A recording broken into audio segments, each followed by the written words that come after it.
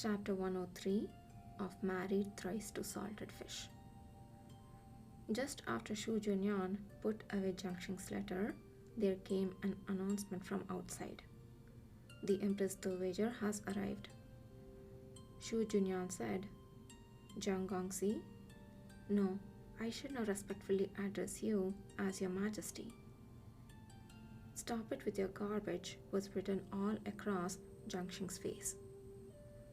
I know Your Majesty is in a hurry, but to prevent the Empress Dowager from getting suspicious and causing unnecessary trouble, I ask that Your Majesty be patient. This was a reminder for him not to act too out of character too soon. Jiangxing nodded. He pointed to the door, signaling Shu Junyan to leave the ink and go. Shu Junyan said again, Do not worry, Your Majesty. I will definitely send Your Majesty's letter home to Master Lin as soon as possible. As soon as Shu Junyan finished speaking, the Empress Dowager trotted in hurriedly with the support of Lai Fu.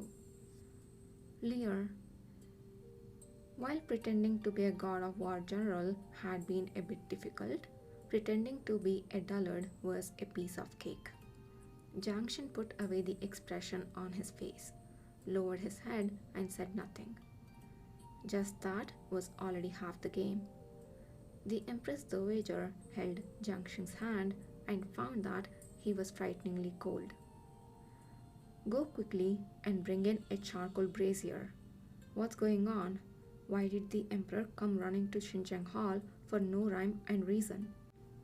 Xia Momo told the Empress Dowager exactly what had happened. Jiangxing hated how he couldn't speak for himself.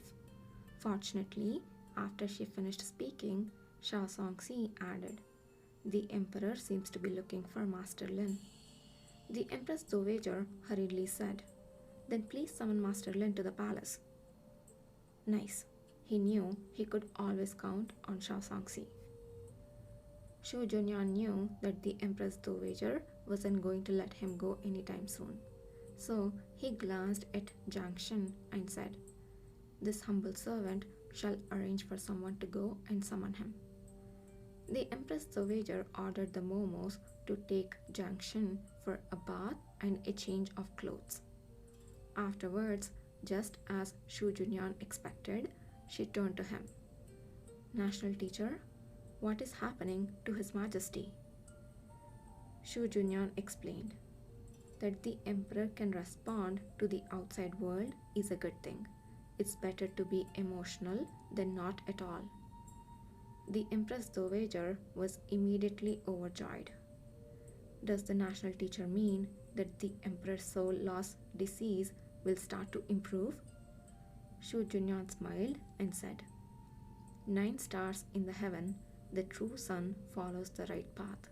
The soul returns to its body, unifying the country. Your Highness, these words by this humble servant were truly from what this humble servant has seen of the stars. The Empress Dowager couldn't contain her excitement. Ajia has been looking forward to this for so many years. Finally, this day has come. After taking a bath, Jiangxing put on a new dragon robe. He stood in front of the mirror, looking at the young man in the mirror. Shaoli looked very much like him, though seemingly a little shorter and thinner than when he was 17, probably from all those times he played in the mud before. The Empress Dowager wanted to spend more time with her son, but Jiangxing fell asleep after taking a bath. In the end, the Empress Dowager was getting on in years, and after all the fuss, the fatigue on her face was quite apparent. Shu Junyan urged, I will watch over His Majesty in Xinjing Palace. The Empress Dowager's phoenix body is of greatest import. Might I convince Her Highness to go back to Xi'an Palace to rest? No, said the Empress Dowager. Ajia will rest in the side hall. If the Emperor wakes up, come and inform Ajia immediately.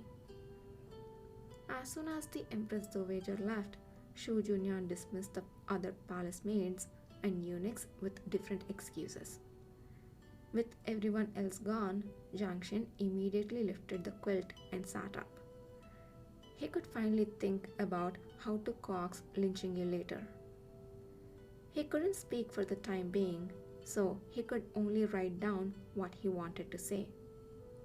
He wrote haphazardly, writing whatever came to mind, let alone writing them with any sort of logic. He even forgot there was no such thing as punctuation in the Dayu.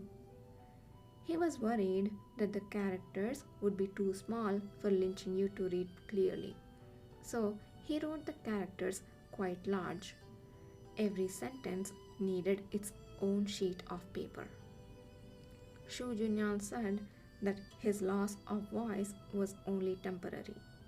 This body had never utilized its voice box, so it couldn't adapt so easily. If so, would he be able to vocalize with a bit of trial and practice? The palace official tasked with the message rushed to the general's mansion. He explained to Yanyan his intention for coming. Yanyan said, "Gong Gong, please wait a moment. I will report to the madam now." Half an hour ago, Lin Qingyu had returned to the general's mansion. During the past year, Lin Qingyu to returning home late at night had become a normal occurrence, and Yanyan didn't find it strange. He welcomed Lin Qingyu into the mansion as usual and asked if he would like to have a midnight snack. Lin Qingyu nodded and said yes. It was all business as usual. When Huan Tong sent in the meal, he saw Lin Qingyu calmly rummaging through boxes and cabinets calmly. He asked, "Young master, what are you looking for?" "The box," Lin Qingyu said in the usual tone. "Where is the box with the ring and the letters?" "Oh, here it is." Huan Tong kept feeling that something was a little strange. Before he had time to think about it too much, he bought the brocade box and handed it to Lin Qingyu. When Lin Qingyu took it, a chill crept up Huan Tong's back. He now realized the reason for the sense of wrongness. His young master had a photographic memory. How could he not even remember where such an important thing was put away? Lin Qingyu's movements as he opened the brocade box remained unhurried, calm and composed. Finally, he found what he was looking for. He smiled and said, "Look, he promised me." Huan Tong said in alarm, "Young master?" "He wrote me a letter of guarantee," Lin Qingyu said firmly. "He wouldn't lie to me." Huan Tong became more and more flustered. "Young master, what are you talking about?" Lin Qingyu seemed unable to hear his words. Or rather, he was deliberately avoiding everything in this world and immersing himself in another illusory world. "It's just a dream. It's just a dream." His expression suddenly became cruel and distorted, but his face remained beautiful and delicate. How dare he lie to me? In the brocade box, apart from the letter of guarantee, there was also the engagement ring Jiang Xin gave him and every letter he wrote him this past year. Lin Qingyu picked up the top one. In the letter, Jiang Xin said aggressively that he was very hungry and couldn't get enough to eat, that he wanted to eat his mother-in-law's plum cake. At the end of the letter, Jiang Xin told him to eat well and sleep well. Eat. Jiang Xin wants him to eat well. Lin Qingyu walked to the table, picked up the pastry off the plate, and stuffed it into his mouth. Before he could even swallow one, he had already stuffed another one in. Huan Tong hurriedly stopped him. "Young master!" Lin Qingyu's eyes were red, but he couldn't get any tears to fall. His tears had already dried up in his dream. As soon as Yanyan entered the room and saw the scene in front of him, even he, who had seen a great many things, was startled. Madam, Lin Chingy forcibly swallowed what was in his mouth. He lightly brushed the crumbs from his lips with his fingertips and said nonchalantly, "What is it?" Yan Yan didn't dare to look directly at Lin Chingy. He bowed his head and said, "There are people from the palace asking you to go see the emperor." The palace officer also brought a letter. Hearing the word letter, Lin Chingy swayed a little, unsteady on his feet. Huan Tong supported him to stand firm. What were the people from the palace going to tell him? Was it about the northwest?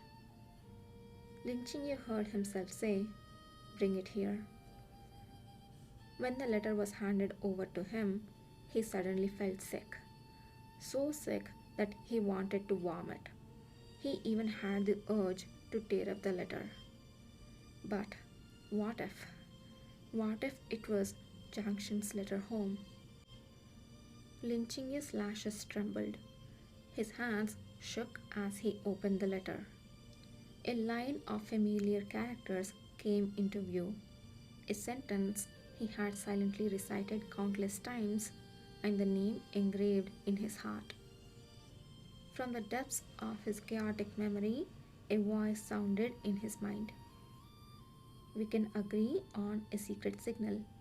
If I don't die and transmigrate to somebody else's body, we will use this signal to recognize each other. Okay?" Lin Chingyu's face showed a rarely seen expression of blank shock.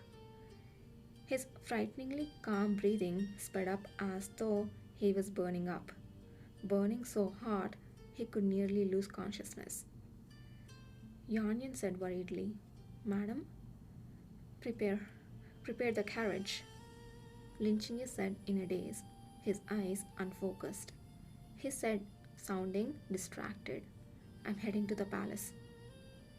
"Is it you? If it's you, it must be you. Please, it must be." The carriage could only go as far as the gates of the palace.